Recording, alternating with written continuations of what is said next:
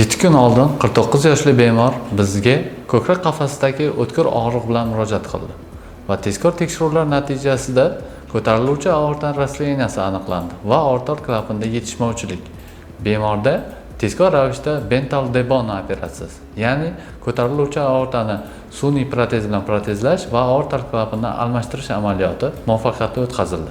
Men Muhammadiy Bahodir, Surxondaryo oblasti Sherobod tumanidanman. Ko'krak qapasim qisilish, nafas olish juda qiyinlashib qoldi. Keyin meni Toshkent oblasti Alisher Almardanovich vrachning oldiga olib keldi.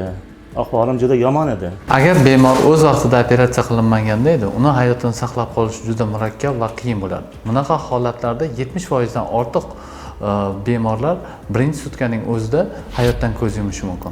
Mening akamlarga bu dunyoda yashashimga 30% yashash imkoniyati bor.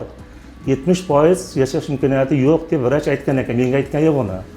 Keyin menga akamlar bir operatsiyadan chiqqandan keyin shuni aytib, xursand bo'lib yig'layverdi akamlar. Meni o'zimdan ko'zimga yosh oldim.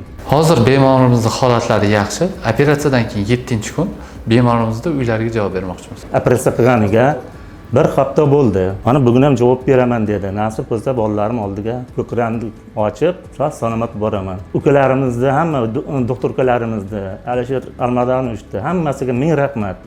Menga ko'rsin, bolalarning huzurini ko'rsin.